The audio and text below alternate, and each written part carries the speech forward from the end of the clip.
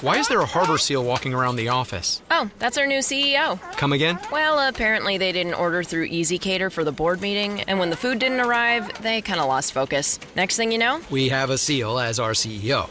Did I say something wrong? No, she just wants a mackerel. Here you go. Bad ideas happen when there's no food for the meeting. So make sure it's on time and as ordered from more than 80,000 restaurants. How? EasyCater. Thank you. I just got promoted. Order 24/7 on EasyCater.com. These are the final seconds. The lead in the fourth. Can they hold on to it? That do or die time. And everything rides on one shot. But it isn't going to be that easy. And it's a one-point game. This is down to the wire. They're going to try the three-point attempt. One shot to take you to the top. One winner. This is clutch basketball. That's the NBA playoffs. That's game. We head out to the North Olmsted Chrysler Jeep Dodge Ram hotline. He is, we consider him a friend of the show. He writes for MLB.com. Also, you can see him on the MLB Network. And rumor has it he may have been seen on Court Street after a win over Virginia wearing only a Jason Preston jersey.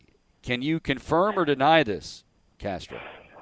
Well, Jason Preston is, he looks small on TV, but he's still much taller than me. So even if I were just wearing a Jason Preston jersey, just everyone rest assured it would still be covering the important areas. But no, I was not on Court Street, Chico. My nephew was. He is he has the COVID antibodies already, so I guess it wasn't a concern for him and many of his fellow OU students. But he sent me some videos, and maybe you've seen some videos that were going around from Court Street after that big win. So that was fun. Yeah, I happened to see a few of those videos, which is where I thought I saw you, but obviously I was mistaken. I'm getting older, my eyes. Wait, for somebody who's never been to Athens and OU's campus, what makes? How would you describe Court Street?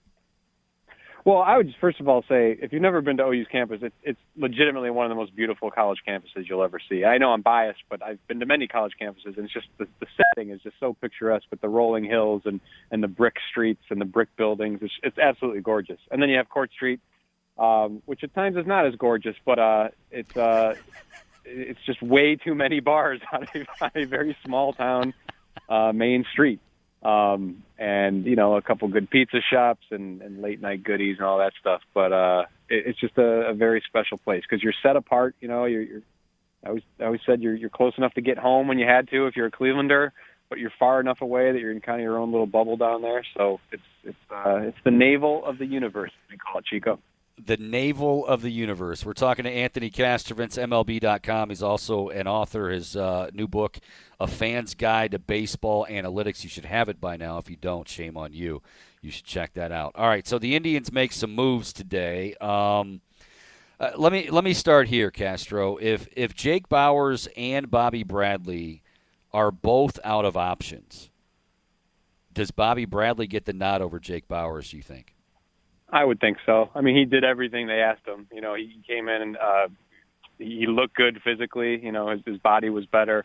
He looked good performance-wise. He looks like he wants it, you know. But this happens all the time. I mean, this is not some unforeseen circumstance. When you're not battling Jake Bauers, you're battling the minor league option status of Jake Bauers. And you understand that. I think there's a lot of teams, particularly coming off of last season and it being so strange with the shortened schedule. And this applies probably more to pitching, but it's just in general, teams are really trying to protect their inventory right now. And so you got to exhaust every opportunity with a guy. And I don't know why, you know, we didn't see much of Jake Bauers last year to really make a determination on him. I mean, last year was a kind of a weird, again, to evaluate anybody was kind of difficult, but they kind of painted themselves in this corner now where you got to look at him now. And so, you know, it'll be Jake Bauers at first for at least a few weeks and see how that goes. Any surprise that Bradley Zimmer was sent down and the Indians are looking at for opening day Ben Gamel or Ahmed Rosario against the Tigers beginning Thursday? I mean, that's crazy, right? But I mean, it's not surprising in the context of the last couple of weeks. No, it's surprising in the grand scheme of things. Yes, I mean Ben Gamel and about Rosario were not exactly, penciled in as potential starting center fielders, but here we are, and it's just you see how the dominoes fall. You see how, again, they're painting that floor in the house, and you can see how over time they really got painted into a corner here where they're trying to find a spot for Rosario now, and I don't know how that's going to work he just needs reps out there. He's pretty athletic, so that could probably work over time, passable, if the bat plays the way people think it can in a prolonged period in MLB. But yeah, it's not ideal, and Ben Gamble at this stage is not ideal either, but he impressed them this camp, not just on the field, but just I think they really like him in the clubhouse and all that stuff. So, Zimmer just a lot of injuries have piled up, a lot of missed time, a lot of missed developmental time has piled up, and he's going to be a guy that they're going to have to make a decision on here in the not too distant future too, as far as what his future is, if any, with this club. And Oscar Mercado just kind of played himself out of a job over the course of the past year. That counts last season as well. So he just needs work offensively. So again, another one where don't get too comfortable with what you see. I think you're going to see a healthy amount of Daniel Johnson in center field before year's end. Good. And probably a healthy amount of Rosario as well, just because they got to find out what they have in him.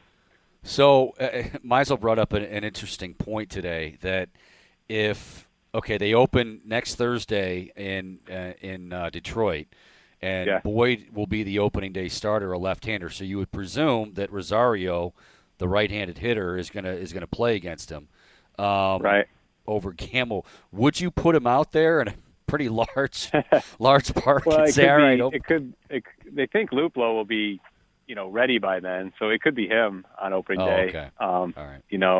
But that's what you just presented is not inconceivable, and it would have felt inconceivable, at the time of the trade. I think that was before they re-signed Cesar Hernandez, of course. So again, like you can rationalize everything they've done as they've done it. Jimenez and Rosario, those are up the middle talents. They both have a lot of talent. Rosario at one time was one of the top prospects in baseball. He's young. He's younger than Mercado, if I'm not mistaken. So you can rationalize, them being key figures in that trade. But then you could also rationalize re-signing Cesar Hernandez because he was pretty valuable for them, and that was a pretty affordable deal. Yep. But now you're just kind of you just have this weird concoction of position players, not to mention all the depth they have at middle infield, in their system. That's the strength of their system. So they're just kind of in a weird place of trying to put guys in spots where they're not necessarily comfortable.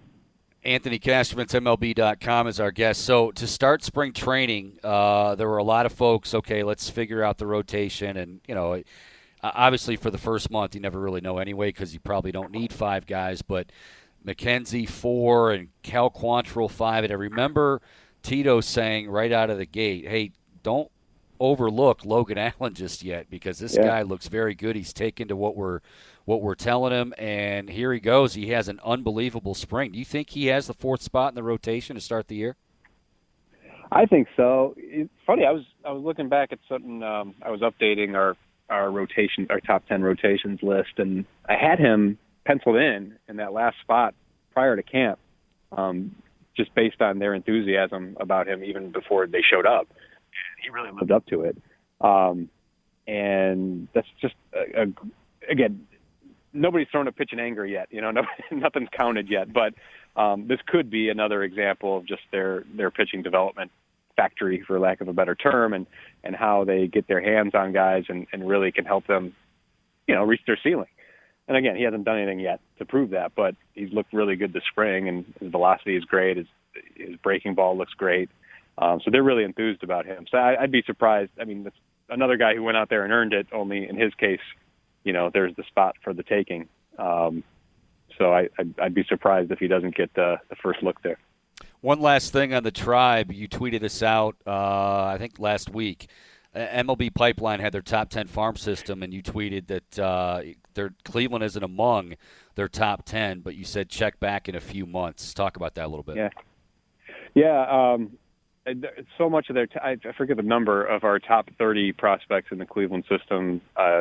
I think it's 19 of them are 21 or younger. In fact, we had a list today of just looking at teams by 21 and younger talent, and the Indians were I believe, number 5 on that list. I think, you could look up at year's end and have an argument that they're one of the top, 3 farm systems in baseball, just because as those guys now actually get the developmental time that they lost last year, I'm sure for our guys and the Keith Laws of the world. And by the way, I think Keith Law had Cleveland pretty high, if I'm not mistaken. He might have had them in the top 2 already.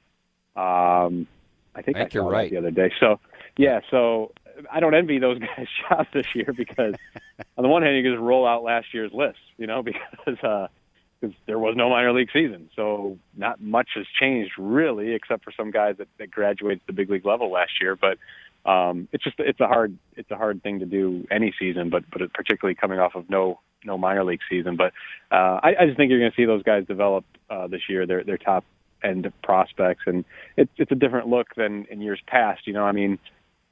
Cleveland still has a great rotation despite all the talent they traded the last couple of years, but I don't know that depth is necessarily there in the upper end of their system right now. Like, if they have a wave of injuries, you're not going to call it, you don't have this, a line of studs just waiting at the door like they've had in years past. The Biebers and Savalis of the world who come up and are so ready. I don't know that they necessarily have that right now, but they've got, as I said earlier, a lot of middle infield talent, just a lot of young talent in general that's going to start to reach towards their upside. Anthony Castrovince, MLB.com. Castro, I don't know how you had the AL Central playing out, and I don't want to spoil anything for the website, but if you have the White Sox winning the division, how much does Eloy Jimenez being out for 5 or 6 months impact that? Yeah, that's not great. I do have the White Sox winning the division, and I'll stick with that, but that's not great, and I'll stick with them anyway, just because there's going to be a lot of things that happen over the course of the season. The Twins could have something just as debilitating for all we know. I ultimately really do like the White Sox depth, and their youth is good youth. They're going to give a lot of at bats to Andrew Vaughn and Nick Madrigal this year, and those guys are really advanced hitters. So I don't fear it as much as I might with your average rookie. And Madrigal already showed pretty well at the big league level last year. So, but yeah, that's a big loss for them, no doubt about it. And they're going to have to work the waiver wire and the trade route, I'm sure, in the coming days. There's already been some trade suggestions out there, and you think about depth pieces that could come available as, because we see this, we're just about Jake Bauers earlier. I mean, not everybody who's out of options could be held on by their club here in these last few days. So they're going to have to figure something out there, but still a really good team. I mean, I take their rotation. I think they probably have the best rotation in the division now at this point, and I think their bullpen is maybe the best in baseball, and their lineup is still pretty good, even without Jimenez. So I'll still take the White Sox. Injuries aside, and of course we preface every team by saying that, but if the Yankees are relatively healthy this year, we've already seen injuries to the Blue Jays. You mentioned bullpens, Kirby Yates, that's a big one. Springer has an oblique to start. And then the Rays, you feel like you can't count them out because they're going to find a way to win, but at the same time, they lost 2 key cogs in that rotation. Is this pretty much the Yankees' division to lose in the AL East? It is, and I really love what the Blue Jays are trying to do, and I think they're going to be so fun to watch, these injuries notwithstanding. But, yeah, I mean, ultimately the Yankees are still the most talented team as they were last year. I think what you saw last year, and a lot of people picked the Rays, you'll notice once the season was reformatted, a lot of people started to pick the Rays for good reason. It was perfectly set up for them because they were able to maximize their pitching staff with a shortened season. You can't really do that in 162. You can't manage it quite the same way. So, and obviously they made the trade they made, and it's just a different year. So, and the Blue Jays are pretty banged up from the start, and it was questionable whether they had enough pieces to begin with on their pitching staff. So, yeah, it certainly, I think it's the Yankees' league to lose. And they're top to bottom the most talented team in the league. In closing, we're breaking up just a little bit, but I think we still have you. As far as the National League West, real quick, I feel like when we talk about the Dodgers, it's almost like talking about Gonzaga right now in the tourney. Like, they're just ridiculously deep. They're so talented. Do the Padres have a legitimate shot? Like, I know they have a shot because they're very good, but do you think they can overtake the Dodgers in the NL West?